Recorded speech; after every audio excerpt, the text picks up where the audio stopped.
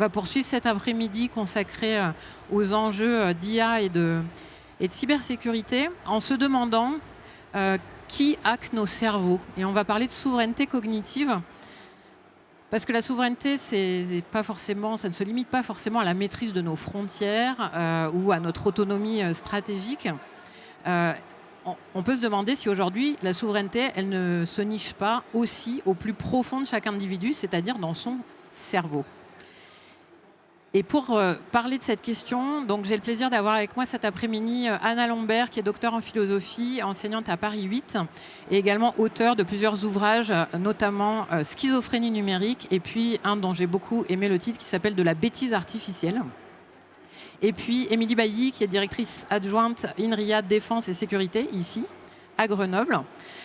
Et on va tout de suite commencer en se demandant, puisque c'est le titre de la table ronde, qui hack nos cerveaux, autrement dit, qui les pirate? Est-ce qu'on doit comprendre à travers cette question qu'en tant qu'individu, aujourd'hui on est arraisonné, on est dépouillé de certaines de nos facultés? Est-ce que c'est ça dont on parle quand on parle de souveraineté cognitive? Anna Lambert. Bonjour, vous m'entendez bien? C'est bon? Oui, disons que je pense qu'il y a un certain enjeu à parler de souveraineté cognitive parce que, si vous voulez, aujourd'hui, sur les réseaux sociaux commerciaux, il y a de véritables technologies persuasives qui sont mises en œuvre, qui ont pour but, en fait, de manipuler d'une certaine manière ou d'atteindre, en tout cas, un certain nombre de processus cognitifs et cérébraux. Donc, vous savez que ces plateformes, ces réseaux sociaux commerciaux sont fondés sur des modèles d'affaires qui se basent sur l'économie de l'attention. Donc le but, en fait, c'est de maintenir connectés les individus le plus longtemps possible pour collecter leurs données et puis pour vendre leurs attentions à des entreprises qui vont les cibler avec de la publicité. Ça peut aussi, bien sûr, ce fonctionnement peut aussi se retourner à des fins de propagande politique, puisque le fait de posséder les données de tel ou tel individu, ça permet aussi de le cibler politiquement avec des informations politiques. C'est ce qui s'était passé de manière symptomatique avec le scandale Cambridge Analytica, Facebook Cambridge Analytica, où Facebook avait vendu des données à cette entreprise Cambridge Analytica, données qui avaient servi ensuite au ciblage politique de certains électeurs indécis lors de la campagne présidentielle américaine de 2016, me semble-t-il. Vous confirmerez, j'espère que je ne confonds pas. Mais tout ça pour dire donc qu'il y a des technologies persuasives qui sont mises en œuvre. Ces technologies persuasives, elles se fondent sur des recherches dans un domaine qu'on appelle la captologie, qui est développé dans les entreprises et dans les universités de la Silicon Valley. La captologie, en quoi ça consiste?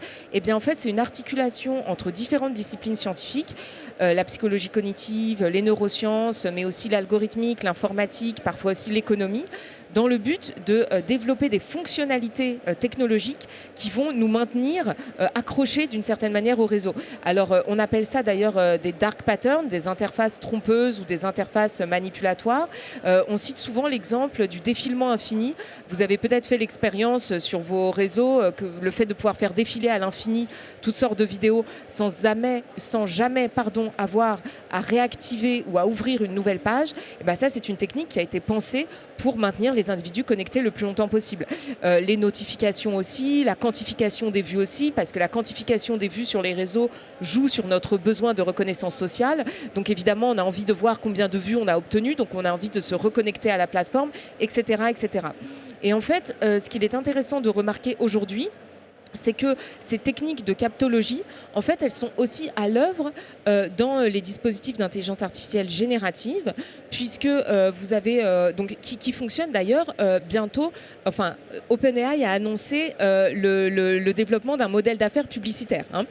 Donc on pouvait s'en douter en réalité, parce que d'une certaine manière, voilà, quand c'est gratuit, c'est vous le produit, comme vous le savez. Donc si vous voulez, les IA génératives, les services d'IA générative qui ont été gratuits ou disons mis à la disposition de tous et de toutes, parce qu'évidemment les données sont collectées, donc c'était déjà pas gratuit d'une certaine manière, mais désormais elles vont être aussi, disons que la publicité va être intégrée à ces dispositifs, donc ce qui va les rendre encore plus problématiques. Et surtout, et je finirai là-dessus, il y a donc à l'œuvre dans ces technologies des dispositifs captologiques nouveaux, par exemple le fait que votre agent conversationnel vous relance en permanence, vous demande toujours si vous avez une nouvelle question, questions, ou bien vous flatte, vous disent que vraiment que vos questions sont formidables, sont incroyables, sont originales. Tout ça, ce sont des techniques qui ont vocation en fait à vous maintenir le plus longtemps possible sur le service, à vous rendre potentiellement dépendant. Le fait que l'agent conversationnel parle à la première personne du singulier aussi, disent je, et donc forcément vous allez avoir tendance à l'anthropomorphiser en fait, et puis peut-être à vous attacher, à tomber amoureux de votre chatbot, etc., etc. Donc on parle cette fois-ci d'économie de l'attachement et plus seulement d'économie de l'attention, mais on voit bien en fait comment ces logiques des technologies persuasives sont à l'œuvre, en fait, trouvent une nouvelle vie d'une certaine manière avec les IA génératives. Oui, ce qui transparaît dans ce que vous nous expliquez, c'est que vraiment ces technologies, elles s'appuient sur des fonctionnements de notre cerveau, donc sur notre intégrité finalement en tant qu'être humain, et elles les utilisent à des fins économiques et notamment, vous le disiez, publicitaires, puisque alors il faut pas imaginer que demain on aura des pop-up publicitaires dans notre conversation avec ChatGPT. Il faut imaginer que quand on posera une question à ChatGPT sur le meilleur endroit où se rendre pour faire telle chose ou sur la recette de cuisine qui peut satisfaire toute la famille le dimanche midi, il va nous conseiller des choses précises parce que certaines marques ou certains lieux auront payé pour ça. Et si je ne me trompe pas, on appelle ça le JIO, après le SEO, qui était le référencement sur les moteurs de recherche type Google. On est en train de passer au JIO ou GEO en français. Et donc quand on parle finalement de souveraineté, on parle d'intégrité. Et on parle d'intégrité aussi du point de vue territorial, du point de vue national. On retrouve l'acception plus traditionnelle de la notion de souveraineté. Donc Émilie Bailly, vous êtes une spécialiste de la défense. En quoi est-ce que les techniques que Anna Lambert vient de décrire participent à une nouvelle forme de conflit, un conflit qu'on pourrait appeler plus informationnel? Je crois que cela. Allez. Oui, bonjour à tous. Alors oui, donc dans la continuité de ce que dit Anne, évidemment, la souveraineté, elle ne se limite plus à un territoire, à des frontières, à une économie, à des armées conventionnelles, mais il y a un nouveau territoire stratégique qui s'est créé, c'est le cerveau humain. C'est exactement ce dont on vient de parler. Donc en fait, si vous voulez, l'adversaire aujourd'hui, il ne cherche plus seulement à vous influencer, à vous persuader. Il cherche complètement en fait, à créer de nouvelles croyances, à fragmenter des collectifs et puis à vous rendre incapable de prendre des décisions finalement. C'est ce qu'on appelle altérer la vérité. Ils mettent en place toutes les conditions d'altération de la vérité. Et l'IA, évidemment, dans tout ça, accélère tout de manière exponentielle. Alors, altérer la vérité, ça veut dire quoi? Ça ne veut pas forcément dire mentir. Ça veut dire rendre indécidable ce qui est vrai. C'est rendre indécidable ce qui est vrai. Donc, en fait, si vous voulez, aujourd'hui, le doute va devenir permanent. La preuve va être contestée sans cesse. Et du coup, si vous voulez, le collectif est incapable de se créer dans ces conditions. Et c'est ce que cherche à faire l'adversaire, nos ennemis. C'est complètement de nous envahir par l'intérieur, finalement. Et donc, quand on dit ça, on parle de qui? Alors, vous les connaissez, on en parle souvent. Donc, on parle évidemment de la Chine, de la Russie, mais également aujourd'hui des États qu'on peut considérer comme étant alliés. C'est-à-dire qu'aujourd'hui, on a un certain nombre d'alliés qui ne prennent pas leurs responsabilités dans ce domaine, mais qui mettent en œuvre un certain nombre de sujets, en tout cas sur la manipulation d'informations, ou qui mettent leur puissance de calcul à ces fins-là. Qu'est-ce qu'ils font concrètement? Ils font de la désinformation algorithmique, ils font des campagnes d'influence automatisées, et puis ils créent, avec l'IA générative, des récits idéologiques. Et pourquoi faire? Donc on le disait, ce conflit, c'est quoi? C'est la guerre hybride. Donc on va mixer à la fois des moyens conventionnels et à la fois, donc, on va dire, militaro-défensifs, avec des moyens dans le champ des perceptions. Et on va retrouver 3 types de guerres. Alors, on va les définir comme étant, la guerre informationnelle, la guerre cognitive, et la 3e forme de guerre, c'est la guerre psychologique. Donc la première guerre informationnelle, c'est celle qui consiste à mal penser. Donc on est dans le champ du domaine des opinions manipulées, des doctrines fabriquées. Voilà, c'est vraiment le mal penser. La guerre cognitive, en rapport à ça, elle vient penser mal. Donc on n'est plus dans le mal penser, on est dans le penser mal. Et donc c'est tous les mécanismes qui vont attaquer la rationalité, c'est-à-dire tous vos mécanismes de l'esprit, et finalement vous emmener à ne plus être dans une rationalité et retarder la décision. Donc votre capacité à décider. Vous retrouvez finalement dans un « je ne sais pas si c'est vrai, je ne sais pas si c'est faux, je ne sais plus discerner, donc je ne décide plus ». Voilà, donc on devient en fait un peu neutre. Et puis la troisième forme de guerre, qui est la guerre psychologique, qui est donc la plus ancienne, la plus traditionnelle et la plus classique entre guillemets, c'est celle qui va amener à penser affectif. Donc là, la pensée n'est plus rationnelle puisqu'elle est émotionnelle, et en fait, elle va vous amener à prendre des décisions qui relèvent plutôt de l'ordre de la crainte, de la peur, du désir, au contraire, de l'envie, plutôt que sur la raison. Alors, merci pour cette explication sur les trois pieds, presque, si on peut dire, sur lesquels repose cette nouvelle guerre cognitive. Anna Lambert, vous êtes spécialiste de la relation finalement entre l'homme et la machine, et l'homme et la technique. Est-ce que c'est quelque chose qui est nouveau, qui est spécifique à l'IA, ce type d'enjeu aujourd'hui, ou est-ce que dans le passé, avec d'autres techniques, avec d'autres outils, d'autres technologies, on a pu se retrouver avec des choses similaires? Alors oui, il est évident dans une certaine mesure que la désinformation a toujours existé, et même que l'économie de l'attention, en un certain sens, a toujours existé, puisqu'on avait la presse à sensation avec des faits divers, etc., qui avaient vocation à accaparer l'attention du public avec des publicités, des réclames, etc., déjà à l'époque de la presse papier. Et puis évidemment, avec les médias audiovisuels ou analogiques, la radio, la télévision, etc., l'économie de l'attention s'est aussi développée. On se souvient de la fameuse phrase de Patrick Lelay, le temps de cerveau disponible, qui disait, donc Patrick Lelay, qui était président-directeur du groupe TF1, de la chaîne de télévision TF1, et qui disait que son métier consistait à vendre du temps de cerveau disponible à Coca-Cola, donc à capter l'attention des téléspectateurs pour la vendre à une entreprise privée qui va cibler ses audiences, donc avec de la publicité. Néanmoins, je pense que les choses ont pris une ampleur tout à fait différente quand même avec les médias numériques aujourd'hui, et pour plusieurs raisons. Alors la première raison, c'est, je dirais, la vitesse de diffusion des informations. Donc le caractère vraiment ultra rapide de la diffusion des données sur les réseaux numériques, et le caractère aussi ubiquitaire de ces technologies. Le fait qu'on a toujours nos smartphones avec nous, et que de ce fait, on est beaucoup plus vulnérable, si je puis dire, à toutes ces technologies persuasives. Ensuite, la troisième chose, c'est la concentration peut-être du pouvoir des entreprises numériques. Vous savez qu'on a affaire à des entreprises aujourd'hui qui sont quasi monopolistiques, et qu'il y a une réduction, disons, de la diversification des sources d'information.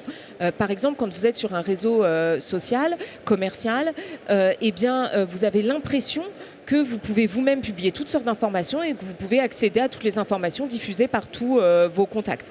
En réalité, il y a quand même quelque chose qui s'appelle un algorithme de recommandation qui vient trier pour vous et sans votre consentement les choses qui sont visibles et les choses qui sont invisibles.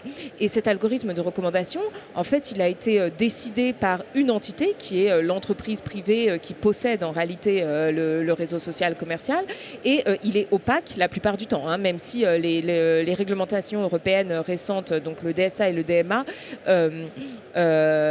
il me semble qu'elle prévoit la transparence de ces algorithmes de recommandation, justement. Mais du coup, si vous voulez, tant que ces algorithmes de recommandation ne sont pas transparents, en fait, vous avez une entité qui décide de ce que vous pouvez voir et de ce que vous ne pouvez pas voir, et vous ne savez pas quels sont les critères de décision. Donc ça, c'est un gros problème. Et aujourd'hui, avec les IA génératives, on a le même type de phénomène, puisqu'on a de plus en plus de personnes qui vont se servir de ces IA génératives pour rechercher de l'information, alors que je rappelle que ce ne sont pas des moteurs de recherche, ce sont des générateurs automatiques de texte. C'est pour ça que quand vous leur posez une question sur, par exemple, un livre que j'aurais écrit au XVIe siècle sur la physique quantique, elle va vous sortir un titre de livre, et on dit « Ah, les IA hallucinent », mais en réalité, elles n'hallucinent pas du tout. C'est le fonctionnement de ces technologies qui implique qu'elles génèrent automatiquement des séquences de signes probables. Elles ont été conçues pour ça. Donc si vous voulez, elles ne vont pas chercher de l'information vérifiée et certifiée, elles génèrent des séquences de signes des séquences de signes probables. Ce qui n'a rien à voir parce que bien souvent, la vérité ne correspond pas à la probabilité. Bien souvent, ce qui est vrai n'est pas l'opinion majoritaire ou les stéréotypes les plus répandus. Donc voilà. Et puis la dernière chose que je voulais dire qui me semble importante sur cette question de la désinformation et qui rejoint un petit peu ce qui a été dit tout à l'heure, c'est que si vous voulez, il va devenir possible de générer de manière très rapide et de manière très massive toutes sortes de contenus textuels, imagés, vidéos qui ressemblent à des contenus certifiés. Et donc, les individus, les citoyens vont avoir de plus en plus affaire à des contenus qui semblent certifiés, qui semblent vrais, qui semblent réels et qui en fait ont été automatiquement générés. Et le risque, c'est pas seulement le risque d'être trompé, comme avec la désinformation classique, mais c'est le risque de ne plus pouvoir croire. Et là, on retrouve le problème de la défiance et du doute dont parlait Émilie à l'instant, parce que quand vous allez vous habituer à savoir que vous ne pouvez pas savoir si le contenu est vrai ou s'il est faux, s'il est humain ou s'il est algorithmique, eh bien vous ne pourrez plus croire dans ce que vous verrez et dans ce que vous entendrez, dans ce que vous lirez. Et ça, c'est un autre sujet, j'ai envie de dire. C'est pas seulement le fait d'être trompé, c'est de ne plus pouvoir croire nos espaces et nos environnements informationnels. Et donc, le risque, en fait, c'est une sorte de défiance généralisée qui est, qui est peut-être encore plus dangereuse du point de vue du vivre ensemble, en fait, de la collectivité, que simplement le fait de pouvoir être trompé occasionnellement par tel ou tel acteur. Oui, c'est là que le sujet de la souveraineté cognitive va rejoindre le sujet de la démocratie. Parce que, comme l'ont dit toutes les deux, Émilie et Anne, on se retrouve avec une situation où le doute est constant, où on pense mal, on est mal pensé, on est mis dans une incertitude par rapport à la prise de décision qui est en fait constante. Or, notre démocratie, elle repose sur quelques piliers, notamment le fait de pouvoir avoir une délibération collective à différents niveaux, bien sûr. Ça peut être direct ou ça peut être par la voie d'une représentation. Mais en tout cas, d'avoir une délibération collective sur une réalité partagée. Et aujourd'hui, à travers cette question de la souveraineté collective, la souveraineté cognitive, la question qui se pose finalement, est-ce que c'est pas celle de cette réalité partagée qui est un fondement de notre démocratie? Alors oui, évidemment, cette réalité partagée, elle est nécessairement celle qui va nous amener du coup à nous en sortir, mais pas que. Il y a plusieurs piliers pour la suite, et notamment la maîtrise des technologies d'IA, donc on en a parlé. Et heureusement, je reviendrai peut-être un peu dessus, mais chez INRIA, qui est donc l'Institut public de recherche dans les sciences du numérique, on a des chercheurs qui travaillent sur ces thématiques, et comme tu disais, sur la partie éventuellement du watermarking, du filigrane, la capacité à étiqueter du contenu généré par IA, de ce qu'on appelle le tatouage numérique, notamment, pour essayer de contrer ces perspectives. Enfin, c'est un peu le jeu du chat et de la souris en permanence, parce que dès lors qu'on va mettre en place un système pour protéger les technologies, derrière, les hackers, si on peut dire ça comme ça, vont trouver des parades. On va trouver de nouvelles contre-mesures qui, de nouveau, et c'est un peu le jeu du chat et de la souris. Mais enfin, je voudrais quand même revenir sur la partie de la conflictualité. Si vous voulez, aujourd'hui, en fait, comme tu le disais, la désinformation existe depuis toujours, surtout dans le cas des conflits en général, en temps de guerre.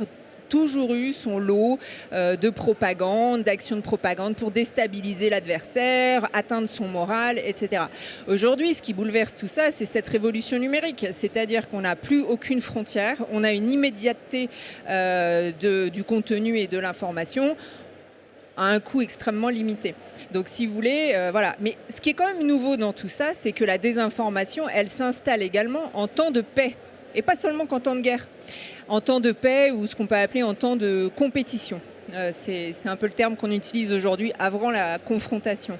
Et en fait, aujourd'hui, pour la première fois dans l'histoire, on ne se bat plus pour un territoire, mais on se bat pour des perceptions.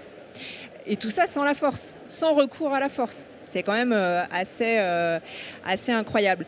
Et donc voilà, très clairement, quel est l'usage? Je vais juste faire une petite incise sur les usages de la désinformation d'un point de vue militaire. On a 3 usages globaux. Le premier qui va concerner la propagande de l'atrocité. Globalement, on va décrire notre ennemi comme étant, on va criminaliser, bestialiser l'ennemi pour faire peur. Hein. C'est atteindre le moral des troupes. Il est inattaquable. Voilà.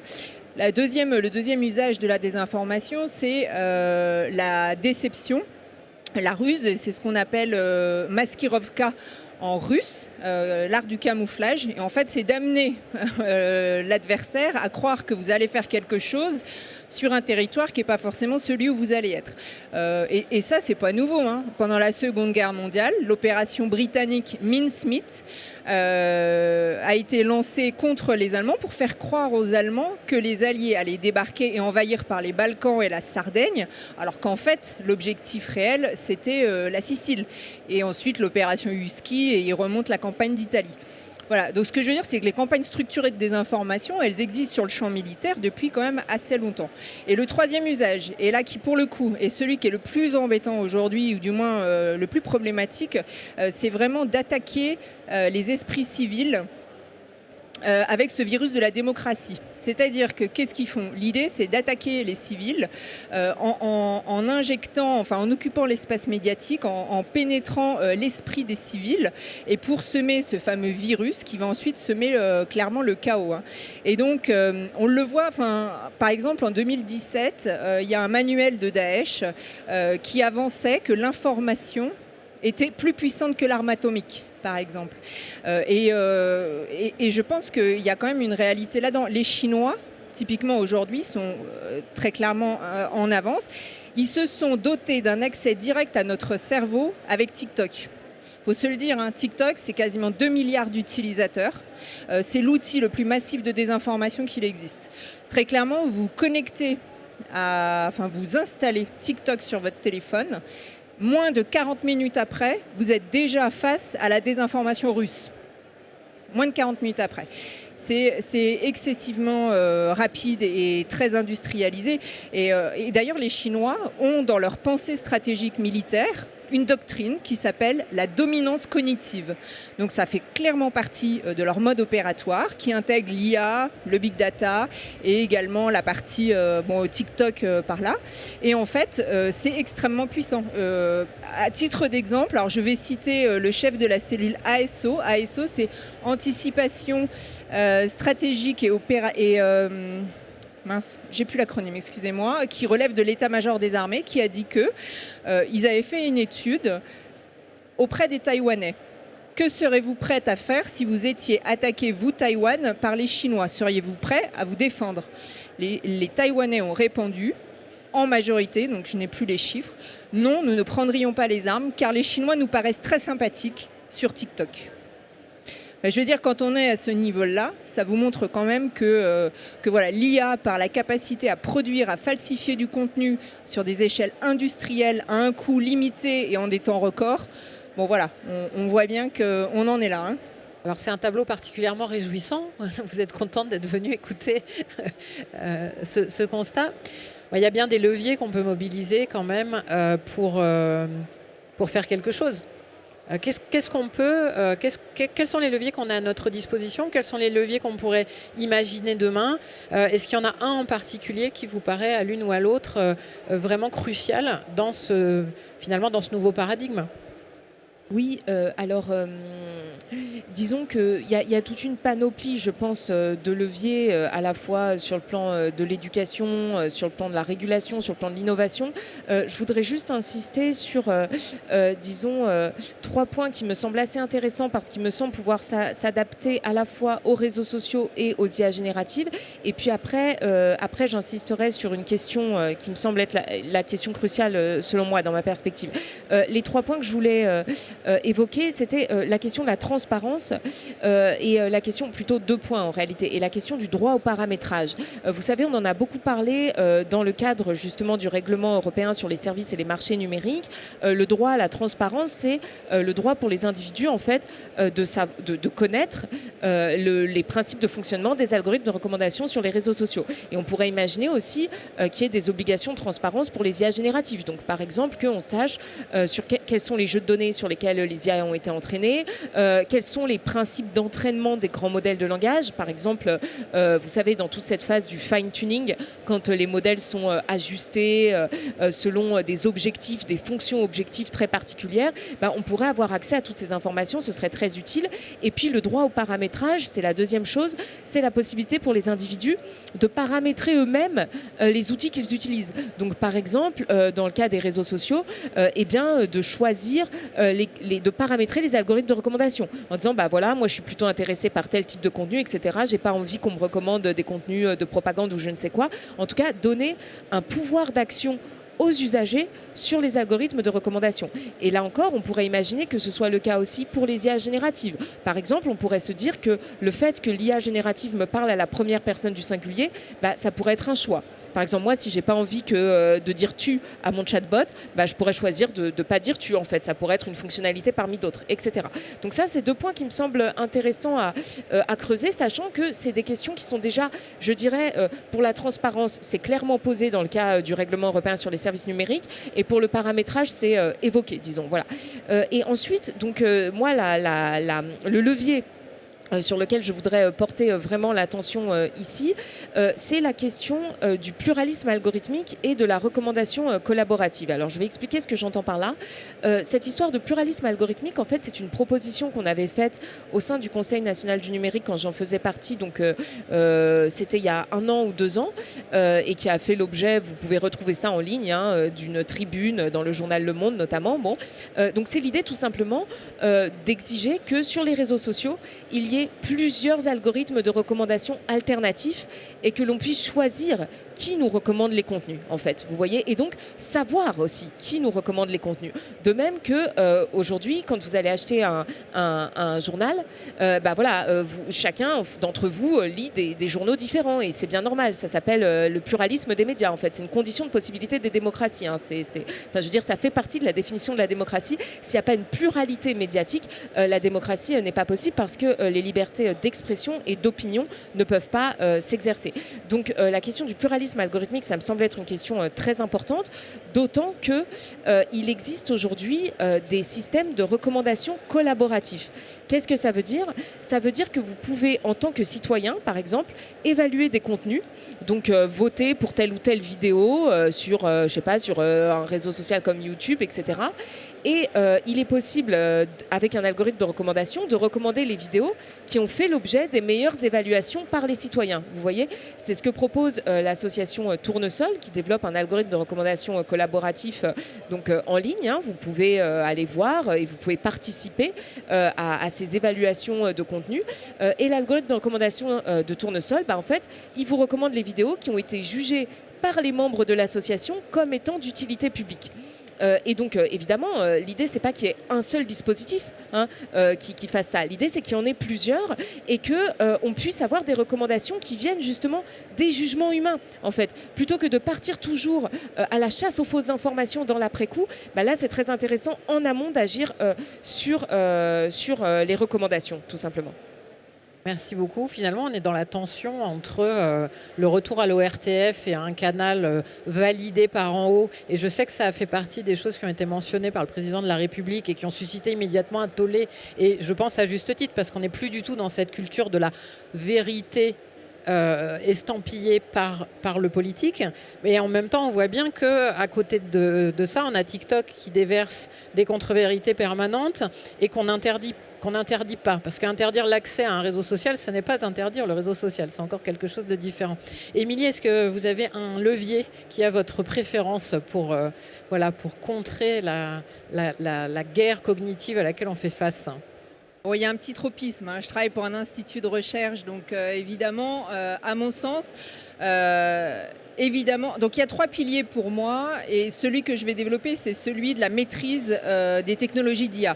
Mais le premier pilier, à mon sens, c'est la résilience psychologique. C'est-à-dire la capacité à prendre en compte le fait que toute information qui va nous être donnée n'est pas une information qui relève de véracité. Et c'est important d'avoir conscience de ça pour pouvoir derrière être résilient, donc de pouvoir être capable de discerner et il y a un retour à l'esprit critique qui me paraît absolument nécessaire. Le deuxième pilier, à mon sens, c'est l'éducation aux médias. Donc tu l'as dit, Anne, l'éducation aux médias me paraît être absolument nécessaire. Et le troisième pilier, c'est donc la maîtrise des technologies d'IA, parce qu'évidemment, il faut aussi passer par là. Ça passe par de la standardisation, de la normalisation, donc tu en as parlé, mais bien au-delà de ça. C'est-à-dire que, par exemple, chez INRIA, on a des centaines de chercheurs qui travaillent directement ou indirectement à ces problématiques de lutte contre la manipulation d'informations. Donc j'en ai parlé un petit peu, on a une équipe qui travaille sur la partie du tatouage numérique. On va avoir des équipes qui vont travailler, alors j'ai mes petites anti-sèches, parce que j'ai pas le nom des équipes en tête, des équipes qui travaillent sur l'explicabilité de l'IA. L'explicabilité, c'est très clairement de comprendre le modèle et savoir comment il va produire ses résultats. Enfin, c'est ça, comprendre comment il va produire les résultats. Ça, c'est l'explicabilité. En revanche, l'interprétabilité de l'IA, c'est comprendre comment le modèle en tant que tel fonctionne. Voilà. Et ça, on a des chercheurs, des équipes projets qui travaillent chez INRIA constamment à ça. On a aussi des équipes qui travaillent sur des algorithmes de confiance dans ces dimensions de traçabilité, de robustesse, les méthodes formelles, etc. On a des équipes qui travaillent sur la protection souveraine à la fois sur les données, les modèles et leur déploiement. Donc ce qu'on appelle aujourd'hui le Data-Centric Security, le Zero Trust, notamment les cryptographies primitives. Voilà, on a des équipes qui travaillent sur ces sujets-là, pardon. Et puis dans le traitement automatique du langage, on a des équipes qui bossent sur la capacité à traiter, à analyser des données massives complexes. Par exemple, c'est le cas de l'équipe CEDAR à Paris. Et ils ont notamment un doctorant, en particulier en ce moment, qui travaille sur l'analyse des campagnes d'influence coordonnées. On a donc chez INRIA un logiciel qui s'appelle Indago, qui a été créé par une équipe projet Maasai. Et c'est un logiciel d'analyse des réseaux de communication. Donc ils vont analyser à la fois les réseaux et à la fois les contenus, ce qui est assez exceptionnel. Et du coup, derrière, ça permet de détecter des communautés, des clusters. Au sein de ces communautés et de ces clusters, de détecter les influenceurs et aussi, parmi ceux-là, détecter ceux qui sont, on va dire, dissonants ou infiltrés. Voilà, donc on a un logiciel aujourd'hui qui est déployé au sein des armées, qui traite ce sujet-là. Et puis enfin, chez INRIA, pour terminer, on a un domaine qui se développe beaucoup, qui est celui en effet de Anne, qui est les SHS, les sciences humaines et sociales. Donc INRIA, c'est un institut, on va dire, principalement de mathématiques et d'informatique, mais pour autant, dorénavant, on intègre de plus en plus ces disciplines, autour de la partie langue, la partie juridique, la partie sociologique, la partie philosophique. Et on a enfin une équipe, donc Marianne, là j'ai ma petite anti-sèche, qui va caractériser les discours. Donc le but, c'est pas de détecter à proprement parler d'un point de vue technologique le fake, mais qui va identifier tout le contexte de diffusion de l'information, évaluer les arguments et les contre-arguments, et pour comprendre justement d'un point de vue humain et social si c'est un fake, globalement. Voilà, donc évidemment pour moi, le prisme technologique et maîtrise des technologies d'IA, ce sur quoi nous travaillons chez INRIA, est évidemment un des piliers fondateurs pour moi. Finalement, et ce sera peut-être la conclusion de notre échange avant qu'on vous passe la parole dans le public, on voit qu'il y a à la fois une responsabilité individuelle, donc dans l'usage qu'on fait des technologies, dans le temps de cerveau qu'on rend disponible pour ces techniques de captation dont on a parlé. Et puis il y a aussi une responsabilité pas seulement collective, mais aussi institutionnelle, de gouvernance. Il faut qu'on invente demain, au niveau de la puissance publique, au niveau des instituts de recherche, du monde académique, vraiment des systèmes des systèmes qui feront que l'individu pourra lui aussi s'émanciper de ces techniques de captation, parce que faire reposer toute la responsabilité sur l'individu qui scrolle sur son téléphone, c'est un peu facile. Il y a un système aujourd'hui qui est en place qui nous rend captifs de ces technologies. Moi, j'appelle de mes voeux un système qui, demain, collectivement, organisationnellement, nous permettra de nous en déprendre et de récupérer de la souveraineté cognitive. Merci à toutes les deux.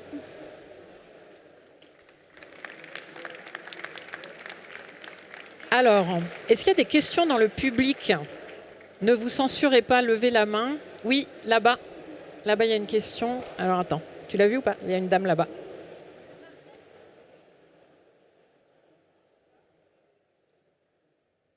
Oui, pardon, Martial. Venez nous rejoindre, je suis désolée. Je manque à tous mes devoirs d'hôtesse.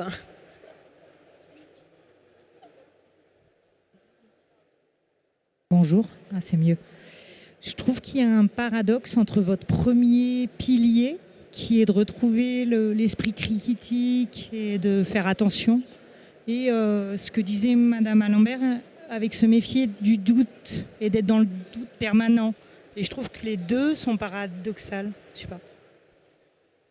Entre vérifier, cultiver son esprit critique, j'ai l'écho, et ne pas tomber dans le doute permanent de tout.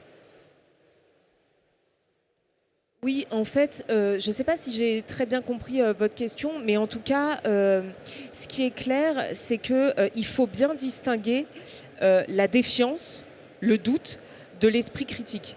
Parce que vous voyez, en réalité, ce n'est pas la même chose. Parce que si vous voulez avoir de l'esprit critique à l'égard d'une information, c'est pas nécessairement être méfiant, mettre en doute ou être défiant. C'est comprendre comment cette information a été produite, comment elle circule. En fait, c'est comprendre la fabrique de l'information. Vous voyez, si on n'a pas ce savoir-là, en fait, on ne peut pas regarder une information avec de l'esprit critique. Et donc, l'esprit critique, en fait, il se forme justement grâce à l'éducation aux médias, en apprenant aux citoyens comment les informations sont fabriquées, par exemple en leur apprenant tout simplement voilà, comment fonctionne une IA générative avec des calculs de probabilité. Donc, c'est pas la même chose que quand un journaliste écrit un article, par exemple. Bon, voilà. Et donc là, on peut recevoir de manière critique l'information. Mais par contre, la défiance, c'est autre chose. La défiance, c'est le fait de ne pas savoir et donc de ne pas croire et donc de se méfier de tout. Vous voyez? Donc c'est comme ça que je ferai la distinction. J'espère que c'est un peu plus clair. Et Martial, vous voulez compléter peut-être? Oui, c'est pour compléter au niveau neurosciences. Et ça va exactement dans la même direction. On a des zones dans le cerveau. Le cortex singulaire antérieur, c'est une zone qui est impliquée dans l'esprit critique, justement, la détection des erreurs. Et parce qu'en fait, c'est vrai qu'à un certain moment, je croyais que quand vous aviez le débat, que vous mettiez le doute comme quelque chose de négatif. Et effectivement, les gens qui organisent cette désinformation utilisent le doute. Mais en fait, le doute, c'est aussi utile pour se rendre compte qu'on est en train de se faire manipuler. Et en fait, on a des zones cérébrales dont on a des modèles de fonctionnement en fait, de cette zone, du cortex singulaire antérieur, qu'on peut éduquer en fait, par l'éducation, il y a moyen en fait d'utiliser cet esprit, de développer l'esprit critique pour être moins influencé. Après, je pense que ce ne serait pas suffisant. Il y a toute cette partie éducation où on va agir sur les gens pour développer leur esprit critique. Mais comme tu le disais tout à l'heure, il y a énormément à faire au niveau institutionnel. En fait, des médias, des vrais médias indépendants, combien est-ce qu'il en reste encore en France aujourd'hui? Et en France, aux États-Unis, enfin dans le monde, il n'y a plus beaucoup en fait, qui ne sont pas détenus par des milliardaires. Et à part Mediapart, en France, le Canard enchaîné, il n'y a plus beaucoup de... Et en fait, des règles très simples où les médias et les réseaux sociaux sont détenus par leurs utilisateurs. Il n'y a plus d'actionnaires, en fait. C'est les utilisateurs qui sont, comme les mutuelles, en fait, qui sont propriétaires des médias. Ce serait une règle très simple qui permettrait, en fait, de remettre de la diversité dans les opinions et arrêter de manipuler l'opinion. Et puis, il y avait un autre point. Ça me reviendra après. Merci beaucoup. Est-ce qu'il y a d'autres questions dans le public? Oui, monsieur, là-bas. Le micro arrive. Oui, bonjour. On parlait justement des réseaux sociaux et des algorithmes qui régissent ce que l'on va voir, ce qui va être affiché ou non. Ça me fait penser à un travail éditorial dans les journaux et dans les magazines. est-ce que du coup, ça ne devrait pas être aussi de la responsabilité des réseaux sociaux d'être nommés comme éditeurs et non pas juste comme diffuseurs de contenu? Merci pour votre question. Alors, pour la partie que je connais, en effet, c'est intéressant, sauf qu'aujourd'hui, les grosses infrastructures de calcul et ce qu'on peut appeler les très bonnes deepfakes, aujourd'hui, nécessitent une puissance de calcul phénoménale pour avoir de la très haute qualité et de la reproductibilité, c'est difficile à dire, parfaite, avec une quantité de données phénoménale. Et aujourd'hui, c'est quoi les modèles? C'est Google, c'est OpenAI, c'est Nvidia, etc. Donc en fait, il y a un prisme aussi. Et quand je parlais tout à l'heure de cette responsabilité ou qui sont, on va dire, d'où vient la menace, voilà, il faut faire attention de où est-ce qu'on va pouvoir concentrer les pouvoirs ou les contre-pouvoirs justement dans les mains de qui. Et sur cette partie un peu technologique, voilà, moi j'appelle à la méfiance en tout cas de ce point de vue-là. En fait, la question du statut des réseaux sociaux commerciaux, entre éditeurs et hébergeurs, c'est une vraie question parce qu'aujourd'hui, ils sont considérés comme des hébergeurs, c'est-à-dire comme des plateformes qui hébergent du contenu mais qui ne produisent pas et qui n'éditent pas le contenu, donc ils n'en sont pas responsables, contrairement à un journal qui se porte responsable des articles qu'il publie. Et en même temps, c'est très paradoxal parce que par l'intermédiaire des algorithmes de recommandation, comme vous l'avez très bien dit, en fait, ils jouent un rôle d'éditeur parce que TikTok vous recommande des choses, puis il vous en recommande pas d'autres. Et puis l'algorithme de recommandation de TikTok en Europe, c'est pas le même que l'algorithme de recommandation de TikTok en Chine.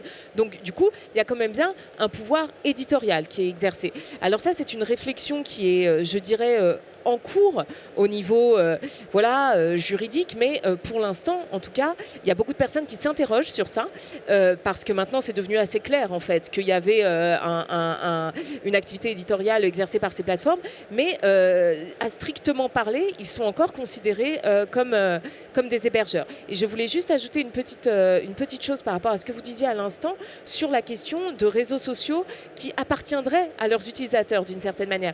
Alors, c'est pas exactement le cas, mais il y a un réseau social alternatif tout de même qui s'appelle Mastodon, qui est un réseau social décentralisé sur lequel précisément vous n'avez pas d'algorithme de recommandation centralisé. Vous n'avez pas d'algorithme de recommandation en réalité sur Mastodon et c'est un système décentralisé avec des instances et vous pouvez en fait vous connecter d'une instance à l'autre, etc. Et donc là on a un modèle alternatif d'une certaine manière qui effectivement peut être considéré lui comme hébergeur et pas comme éditeur parce qu'il n'y a pas ce tri via l'algorithme de recommandation et donc ce pouvoir exercé sur ce que voient les usagers, quoi. Voilà. Si on revient à la question des IA, toujours dans cette logique d'édition, finalement, est-ce que demain, on ne choisira pas son LLM comme on choisit de lire l'IB ou le journal du dimanche? C'est-à-dire que je ne sais pas comment sont considérés juridiquement les LLM aujourd'hui, s'il y a cette question entre éditeur ou hébergeur, mais en tout cas, quand vous posez une certaine question à Grok, il ne va pas vous répondre la même chose que si vous la posez à Claude ou à ChatGPT ou à Mistral. Et un journal, quand il est racheté par un milliardaire d'une certaine tendance, on sait que dans le journal du dimanche, on ne va pas retrouver ce qu'on y trouvait avant. D'ailleurs, la rédaction s'est mise massivement en grève au moment de rachat. Donc j'ai envie de dire, il y a une forme de transparence éditoriale sur le fait qu'on a changé de ligne éditoriale, justement. Quand c'est Grok qui change de ligne éditoriale du jour au lendemain sans prévenir ses utilisateurs, c'est pas pareil. Si ChatGPT change subtilement de ligne éditoriale du jour au lendemain, est-ce que les utilisateurs vont s'en apercevoir? C'est pas sûr. Alors du point de vue des IA, où est-ce qu'on en est sur ces sujets? Est-ce que vous le savez? Moi, je ne sais pas très bien, mais par contre, ce qui est sûr, c'est qu'elles ne sont pas considérées comme éditeurs et qu'elles n'ont pas la responsabilité sur les contenus qui sont produits. Parce que quand vous voyez les procès en ce moment, vous savez, aux États-Unis, contre OpenAI et puis Character.AI, me semble-t-il, c'est-à-dire ces industries de chatbots qui ont notamment proposé des contenus, enfin qui ont aidé ou assisté des jeunes dans leur suicide, etc. Vous voyez que les entreprises se dédouanent de toute responsabilité en disant finalement c'était la responsabilité de l'utilisateur.